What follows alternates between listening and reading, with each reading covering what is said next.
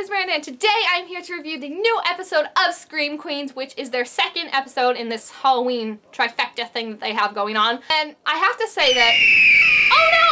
It's the spoiler eagle! If you haven't seen a new episode of Scream Queens and don't want to be spoiled, go away now! Right, yeah, so spoilers, let's bring them, come on guys, let's bring them on. So first of all, I have to say this episode was definitely a lot slower. Its previous one, in terms of like horror and everything, like it just didn't feel as scary and I wasn't like as on the edge of my seat as I was with the last one, but it did reveal a lot more than the previous episode did because we learn now that Gigi is part of this Red Devil serial killer plot somehow and may even be masterminding it. Which makes sense if you remember because she's the one that took care of the baby, and if the Red Devil killings do have to do something with that baby, like we're all pretty much know by now even though it hasn't been confirmed, it makes sense that like she would be the one to go after it. I don't know though if she's the one that took care of the baby, because she has the same color hair, but I don't think she really looks like her, and I always thought that one that took care of the baby was Grace's mom.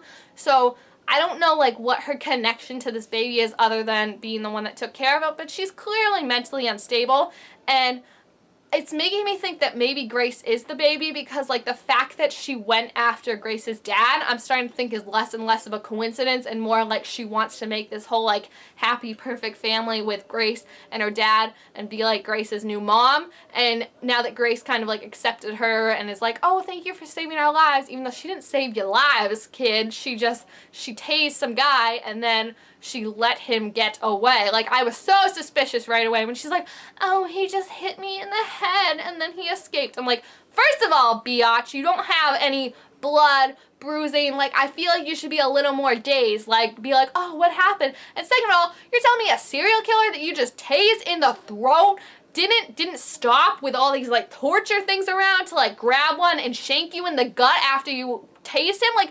no. So right away I was like so suspicious of that, but I didn't think that they were going to confirm it by the end of the episode. But she was talking to one of the Red Devils, which how at this point, like how inept is this college town that someone can just walk around in a Red Devil costume and be like, no one calls the police, no one's like out looking for him. I'm like, what is happening? What? This makes me fear for college life, like when I have to go. She talked to him and she said that he's getting carried away, basically. Like the other Red Devil is getting carried away. We need to take care of him.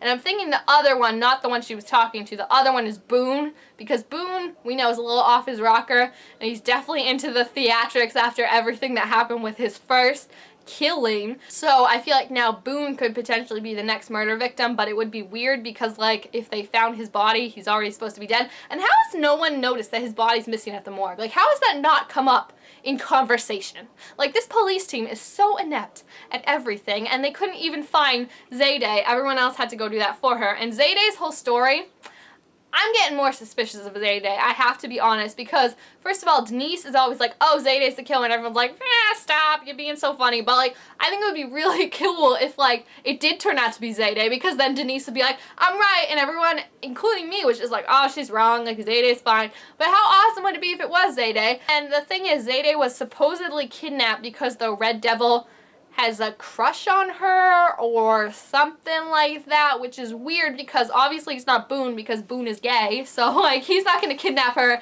to try and woo her. Her story makes me suspicious just because like we ourselves didn't actually see it. It's just like Zayday telling us what happened, and again I feel like it was too easy for her to get away. Like props to her for stabbing that dude with a fork, but at the same time like I just feel like she wouldn't have been able to run away so quickly and so easily. And then, like, where was she for so long? And then she didn't look dirty or roughed up or anything at all, even though she was down in a well for, like, a day. I'm just highly suspicious of Zayday now because I don't know. I feel like maybe she's not the killer, but I definitely think she's hiding something. Like, maybe she made a deal with the killer or something like that because that story just wrapped up way too nicely. And also this episode, I feel like we got more character development for Chanel number 5. I was so waiting for the moment when Chanel was gonna be like, you're Chanel number 5, and her to be like, no, my real name is Mary Helen, like to finally like set her own identity. But Chanel number 5 got on Chanel's bad side because Hester is like masterminding this whole plan now where she's trying to throw Chanel over, and she's like wheedling her way, like causing the stirs. So they got Chanel arrested for Miss B's murder. And Hester, even though it was probably Hester the one that turned her in, or the one that planted the idea to turn her in, she told Chanel that it was Chanel number 5 who is planning to like overthrow her and everything. So as punishment, she made her go out and light all the candles even though there's a curfew. Finally there's a curfew for Halloween. She made her go out and light all the candles in the pumpkins, and Chanel number 5 ended up going out with the 2 boys that she's dating or whatever she's doing to them. I don't want to know.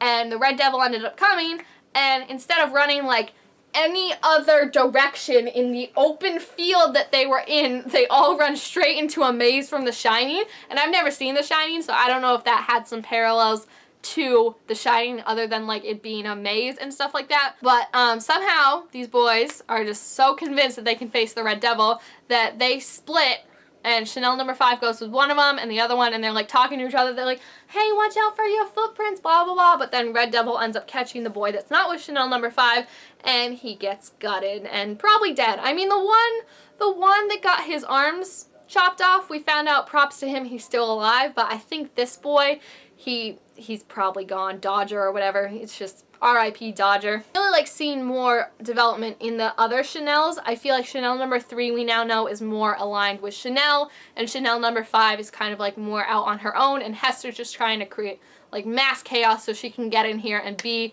the leader of everything. The next episode is going to be a slumber party.